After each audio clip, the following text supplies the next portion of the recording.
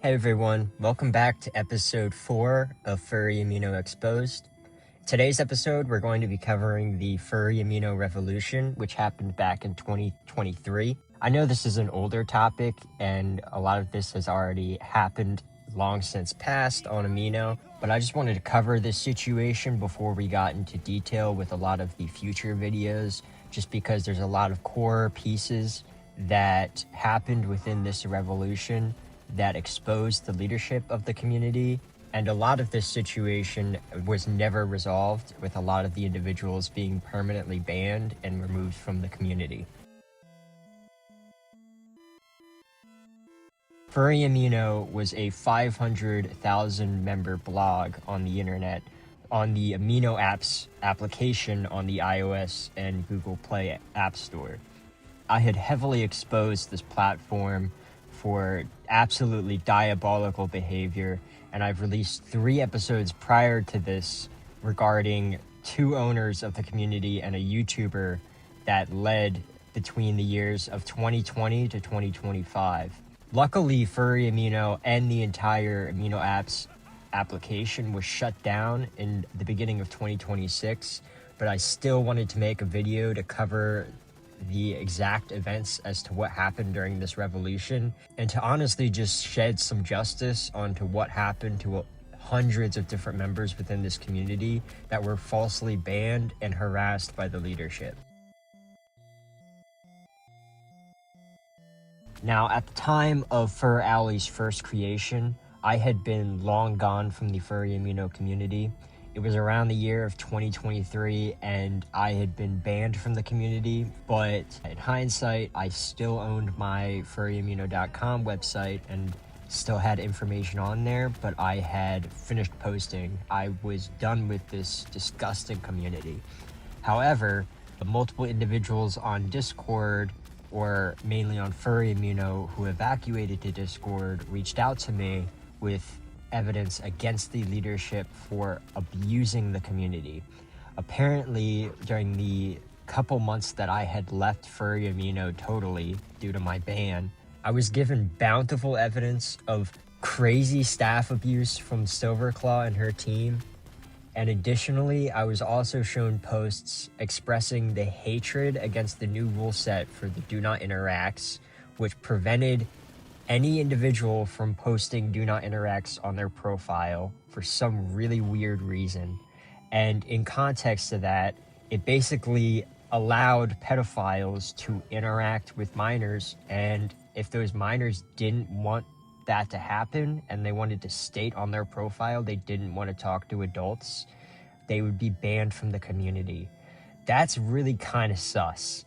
The leadership at the time of Furry Amino was primarily lordaberth, Basil Borks, Sheba Guts, SilverClawArrow, and Enigma, and their moderators at the time were Vendetta, Star Ranger, Steam Pumped Canine, Sleepy Milk, Cav, and Rain. Now, during the revolution, a lot of the staff had actually been inactive for a significant chunk of time, and even into years later afterward, they ended up getting demoted. Some of these individuals primarily being the Star Ranger, the Cav, Rain, and Sheba Guts. Starting with the first bit of evidence I have from back then, I have a post from an individual named Heavily Haunted. They had made a community-wide post on Furry Amino calling out the staff for banning Do Not Interacts from the community. There was also some other things that was called out in this post, mainly for the artist community. I had stayed out of this topic just because it didn't primarily have any effect on my website or any of the evidence from my website, but I did want to include that there were multiple reasons why this revolution had been started within Furry Amino, but primarily the Do Not Interacts was the main reason that a large amount of the community had left Furry Amino to join furalley, and it resulted in a large amount of individuals' bans from the community. After, obviously, a lot of these Furry Amino individuals made these call-out posts on the platform, calling out the staff for making these different rule changes. Now, within those coming days, a bunch of those individuals ended up getting fully banned from the Furry Amino platform. I was given evidence. Individuals sent me photos of their posts being taken down, them getting banned from the community, all for just calling out a serious problem that they had noticed within the new community rule sets. They were not calling out any specific individual on the staff team. They were simply just making it aware that this new rule makes no sense and it's kind of disgusting behavior. Now, obviously, this was a large spark between FurryAmino and furalley, which started the overall revolution between the two communities, as a lot of individuals started to complain about the staff members going around doing their due diligence to censor all of the evidence or censor anything that goes against the staff team, yet they clearly don't care about the mass amount of pedophiles and groomers and zoophiles within the community that are being reported to these leaders' DMs, and they're being totally ignored. I have multiple evidence and testimonies from multiple underage individuals from FurryAmino who spoke out to me about their experiences being groomed on that platform and the staff members doing absolutely nothing to ban those groomers. I'll tell you, to this day, even though FurryAmino is long gone in the grave in 2026, those individuals were never banned from the platform, and yet every single minor ends up getting banned instead. This is kind of where I want to bring in SilverClaw, for example, as we had mentioned in the first episode of this series. That owner had been heavily exposed for all of the devious things that she had done on FurryAmino between the years of 2020 to 2025. But we're just going to bring her back up into this video, as she had a lot of context in the furalley situation, as did lordaberth, which I'll also be mentioning a bit in this video as well, who I had covered in episode 3. A large amount of the community started to take notice that SilverClaw was the primary individual going around banning anyone's posts or banning anyone from the community or silencing all of this information without context. It became commonly known within the furalley community that Silver had always been behind this kind of behavior and not going after the serious offenders. As obviously things escalated within furalley and a large amount of individuals began to leave FurryAmino for furalley, the leadership of FurryAmino became extremely paranoid that they were losing their community activity. So they began banning anybody who had attended furalley. If anybody wanted to go to another furry community on the Amino platform, they'd be banned from FurryAmino. You were only allowed to use that community. It's just a sad ego boost of an excuse to try to save your community. And Silver had gone around finding any single profile within furalley and started to go into FurryAmino, just banning anyone without context.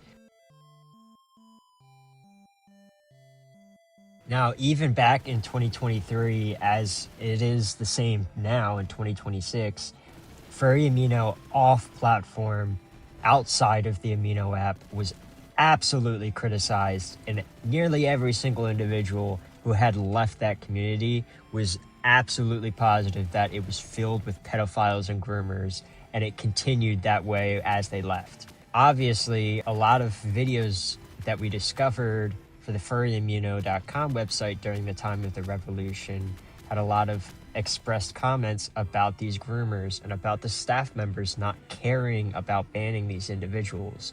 Kind of a coincidence with the evidence we have of all these individuals on Discord reaching out to me saying the same exact thing. It's not all that much of a coincidence. These adults are just not doing their jobs. They're abusing the fact that they have a community full of minors and pedophiles, and it's their plan to prevent banning these pedophiles, such as Stalkaz, the YouTuber, who was bringing in all of these underage individuals to their community to make it larger and allowing the grooming to happen. And when any one of these kids goes to another platform or gets the evidence that they get groomed or says anything, they get striked and banned from the platform. Now, many posts on FurryAmino had been censored or completely deleted from the platform, which kind of prevented a lot of the evidence to be seen against the leadership. Now, only a couple of days later, as this drama continued between furalley and FurryAmino, there were a lot of memes made, whether it was videos or just singular PNG images. But a lot of individuals had to speak out in some way against FurryAmino staff, and this was the best. And the staff absolutely hated it. It takes falling in love with me. You are done. Fired. Do not show your face at the laundry again. I'm telling you now, I have plans that I cannot share with you right now because the haters will sabotage me. I have plans that I cannot share with you right now because the haters will sabotage me. I have plans that I will not share right now because the haters will sabotage me. But I got some stuff in the works. I'm stronger. I'm smarter. I'm better. I am better. I bet she won't hit my head. Oh no, can't touch me. Oh, my head. Now, luckily, I was able to update my website and continue adding evidence and exposing the disgusting individuals within FurryAmino. But it wasn't until furalley and this whole revolution that I actually started to go after a lot of the leadership. Beforehand, prior, the website had only been for specific pedophilic or zoophilic individuals within FurryAmino.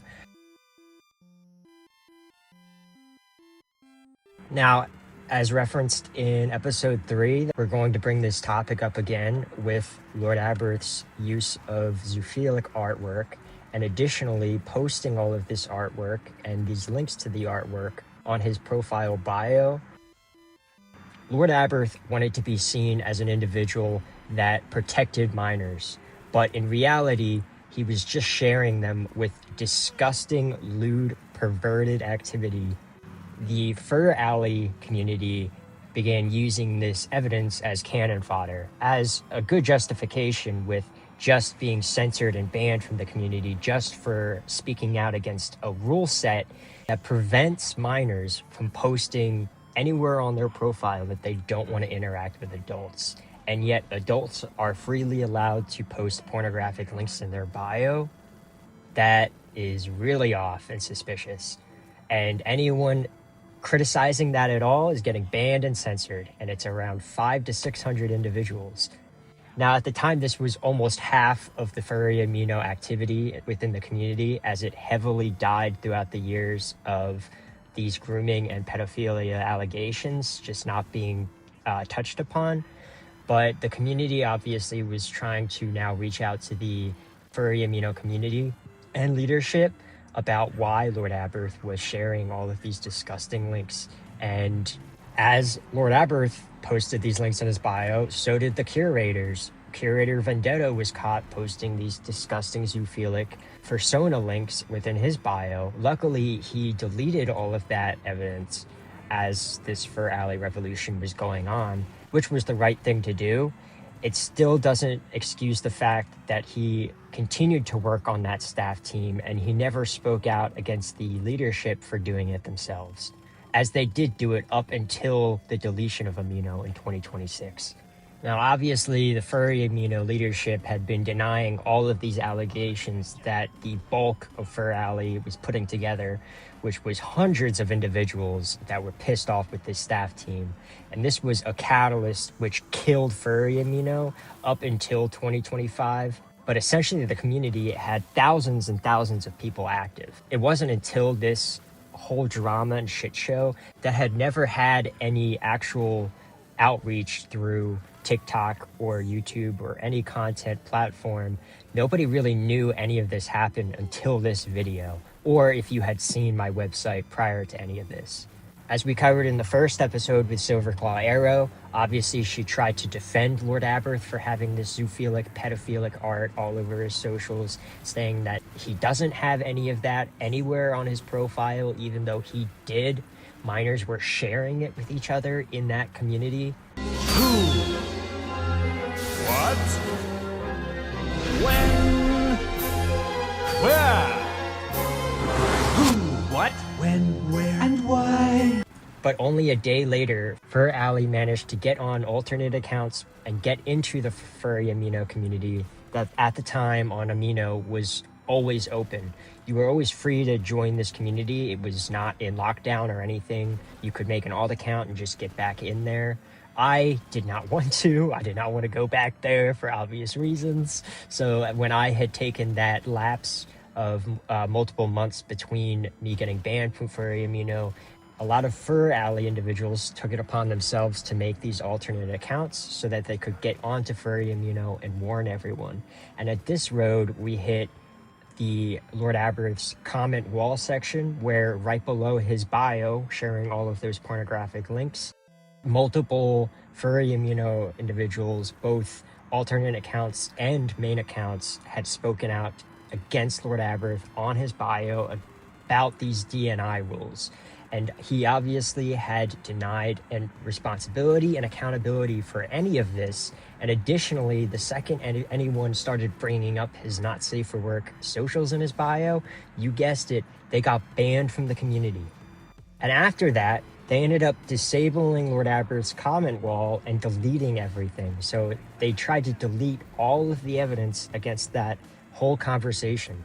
Lordaberth tried to make testimonials saying that he had to take no accountability for anything that was on his profile and that individuals had to look it up for themselves, which was total bullshit. For once, take some responsibility for yourself.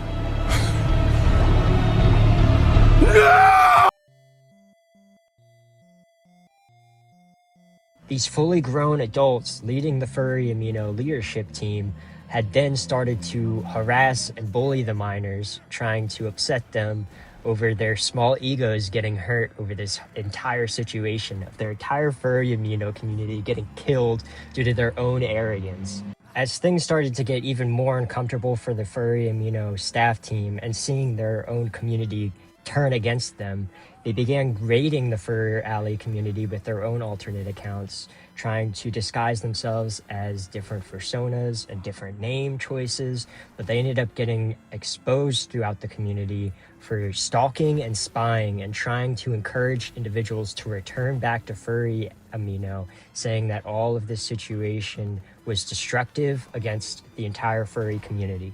It wasn't destructive to the furry community at all. It was destructive to the pedophiles that were running it. These leaders and curators were quickly tracked down by the furalley team as Sheriff or Zeno the Gray Fox, for example, and they had been found by using similar artworks attached to their own not safe for work socials. So they were using artwork on their pornographic socials in a minor-filled community that was trying to avoid and run from the pedophilia of FurryAmino. So they were continuing to raid furalley and tried to kill that community to bring FurryAmino back to life. I had received dozens of images that proved they had been stalking multiple minors out of their own arrogance. The owner of furalley, also known as Ronnie, I had called him that. There's an X between the O. I'm just presuming. We're just going to call him Ronnie, okay? Ronnie was having a fit this entire situation as he just wanted to own a furalley community as a safe space to flee the FurryAmino pedophilia and grooming that was simply not being addressed with the moderation team. Ronnie was absolutely disgusted with the fact that SilverClaw and her pedophilic leadership team, such as Steam Pumped K9, who was notorious on FurryAmino for grooming multiple underage females, by sharing tens of thousands of pornographic images between each other on a Google Drive link. Now, as abruptly as it ended, furalley did not last very long. A lot of the individuals ended up just leaving the Amino application entirely, going to other platforms such as Discord to sell their art and commissions. A lot of individuals just believed Amino was the problem and it wasn't Furry Amino. But in reality, the leadership had just pelted the community endlessly until it had been killed. But it was because I wasn't able to make a video back then to really document this, as many people begged me to do, that no one really knew it happened. And the leadership from Furry Amino quickly and efficiently buried this entire situation underneath them. And no one really knew about furalley unless they talked about it somewhere off the Amino platform entirely. I'll see you guys in episode 5, and I hope you guys enjoyed episode 4 of the Furry Amino Revolution. See ya.